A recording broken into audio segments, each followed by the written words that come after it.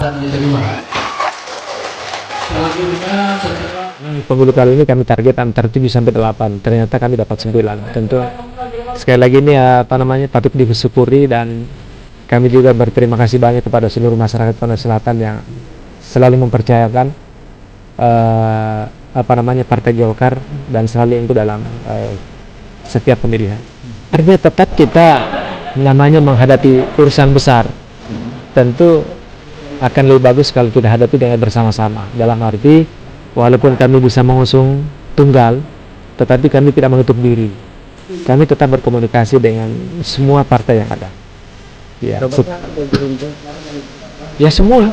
Artinya kami akan diajaki semua untuk berkomunikasi. Pada prinsipnya seperti itu. Begitu pula ada satu partai yang katakanlah Nasdem bilang itu, apakah bakal dibuka ruang komunikasi? Ya, kita komunikasi. Karena di politik ini tidak ada yang tidak mungkin. Ya kan? Pak Ketua, ini ada yang menarik.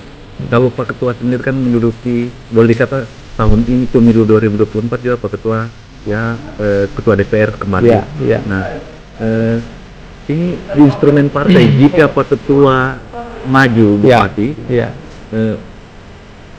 kan akan ditinggalkan kursi ketua. Gitu. Ya. Nah, siapa kader yang Partai Golkar yang berpotensi menduduki kursi ketua? Ya, kalau di Golkar semua punya potensi yang sama. Cuman bahwa di Golkar itu ada kriteria. Ada kriteria yang ditetapkan dalam Duklat dan Ditmis berdasarkan hasil Munas, dan itu menjadi acuan kita dalam pengusulan caleg. Pengusulan calon pimpinan DPR. Saya kira semua punya peluang yang sama. Tinggal kriteria-kriteria indikator-indikator itu siapa yang lebih di atas, yaitu nanti kita akan lihat pada saatnya penyaringan. Apakah melihat kaderisasi atau salah satu partai? Jumlah perolehan suara figur? Oh tidak, jumlah suara itu poin terakhir. Poin terakhir. Ada beberapa nama Pak Ketua ini yang disebut-sebut di halayak. Ya. Katakanlah ada Pak Sabri, Pak Erman. Semua punya peluang yang sama. Semua punya peluang yang sama. Di antara semua yang terpilih ini memiliki kelebihan masing-masing. Tapi kan Pak Ketua ada yang kader tulen gitu. Iya. Ada yang tulen Golkar, ada juga yang. Iya.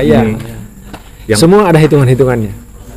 Salah satu mungkin bisa bocoran dari Juklak. Ya, kalau kita kan yang pertama itu ada namanya PD2LT, pengabdian, dedikasi, loyalitas. Nah, di situ ukuran-ukurannya. Dan teman-teman ini kan sebelum mencaleg atau yang sudah jadi pengurus partai. Nah, itu nanti panjang diuraikannya. Tetapi salah satu itu banyak ukuran-ukurannya. Nah, artinya yang lain kriterianya nanti, yang penting itu dulu, bahwa di Golkar salah satu unsurnya itu adalah pengabdian, dedikasi, loyalitas, tidak tercela. Nah, jadi itu tuh PD2LT, pengabdian, dedikasi, loyalitas, dan tidak tercela. Pak Ketua selaku ketua partai, nah ini di penghujung pleno KPU, ada enggak pandangannya Pak Ketua terhadap penyelenggara baik KPU Bawaslu terkait jalannya pemilu yang baru saja dihelat? Ya, menurut saya cukup bagus.